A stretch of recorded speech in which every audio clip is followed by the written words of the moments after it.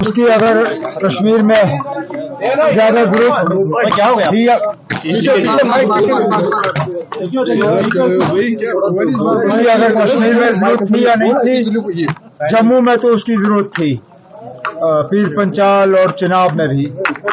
और हमारी कोशिश है कि बीजेपी के खिलाफ हम एक यूनाइटेड फ्रंट लेके खड़े हों और उन्हें कम से कम सीटें जो है जीतने का हम मौका दें। Your earlier decision not to contest elections in the Union Territory of Jammu and Kashmir was seen as bold stance against central government's decisions in Kashmir. Now people are saying that Umar Abdullah has sacrificed his principles for the lust of power. What do you see that? कोई sacrifice principles का हमने नहीं किया। जो लड़ाई हम लड़ने जा रहे हैं उस लड़ाई में असेंबली का अपना ही रोल है और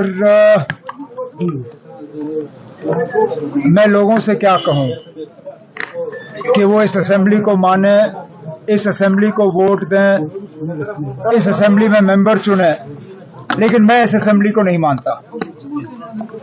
जो लोग ये बात करते हैं उन्हें तो अपने रिश्तेदार खड़े किए। जो मेरे खिलाफ ये इल्जाम लगाते हैं, किसी ने बेटा, किसी ने बेटी, कोई ना कोई तो रिश्तेदार उन्होंने रखा। अगर वो अपने ही प्रिंसिपल्स के इतने बड़े पाबंद हैं तो फिर तो उनको पूरी तरह से इससे बाहर रहना चाहिए था। खुद बाहर रह के किसी रिश्तेदार को रखने का क्या फायदा। मैं मान के चलता हूं कि फिलहाल इस असेंबली में उतनी ताकत नहीं है जितनी ताकत होनी चाहिए, लेकिन हम इस असेंबली के जरिए ही इस असेंबली को और ज्यादा मजबूत कर सकते हैं। उमर साहब जी ने कहा था कि जो मतलब आने वाला सीएम होगा वो एक चपरासी की भी ट्रांसफर नहीं कर सकता है, तो इसके बारे में फिर अब मैं इसमें नहीं जाऊंगा। आज यहाँ चीफ मिनिस्टर नहीं बन रहा है, हमने एमएलए बनाने हैं। एमएलए बनने दीजिए ना, अब उसके बाद चीफ मिनिस्टर कौन बनता है वो 4 अक्टूबर के बाद तय होगा। रशीद जो एनआईए है वो नहीं चाहती इंजीनियर रशीद को बेल हो, क्योंकि कहते हैं कि he will influence witnesses and tamper जो एविडेंसेस है। बेल का फैसला वोटर नहीं करता। बेल का फैसला बारामूला के वोटरों ने भी नहीं किया। कोई वोटर जो है बेल का फैसला नहीं करती। बेल का फैसला सिर्फ और सिर्फ अदालत में होता है। बट एनआईए नहीं चाहती। बिल्कुल। तो ईडी भी नहीं चाहती थी कि फारूक अब्दुल्ला के खिलाफ जो केस लगा है वो हट जाए, लेकिन अदालत ने फैसला किया और केस हटा। अब मामला अदालत के सामने है। उन्होंने अपना जजमेंट 4 तारीख तक रिजर्व किया है। जहां तक मैं जानता हूं, क्योंकि दिल्ली से कोई खबर जो है ज्यादा देर छुपी नहीं रहती, अंदर अंदर से बात बाहर आ ही जाती है।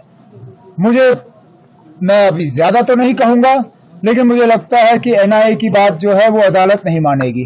तो बारामूला के लोगों के लिए थोड़ा फुटाइल एक्सरसाइज, क्योंकि रिप्रेजेंटेशन है ही नहीं उनकी। आप वेट करिए ना, 4 तारीख को अदालत की तरफ से उनका फैसला आ जाएगा। और जो मैं आपसे कह रहा हूं, मुझे तो लगता है कि 4 तारीख को एनआईए वाले जो है ईडी की तरह उनकी आर्ग्यूमेंट फेल हो जाएगी और अदालत का फैसला आप सबके सामने होगा।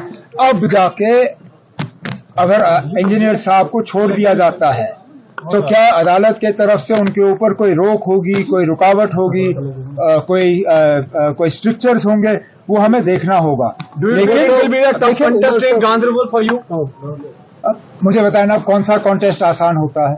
लेकिन पीडीपी कोई इलेक्शन आसान नहीं होता। पीडीपी ने बशीर मीर को फील्ड किया यहाँ से। Don't you think this a challenge, because 2014 में बशीर मीर ने बहुत ही कम मार्जिन से हारा था। एक दिग्गज नेता कंगन से हारा। उसके बाद बहुत कुछ बदला है ना। मैंने कभी किसी इलेक्शन को फॉर ग्रांटेड नहीं लिया। बारामूला के पार्लिमानी नतीजों के बाद तो मैं अब अगर लेता भी था थोड़ा बहुत तो बिल्कुल नहीं लेता हूं।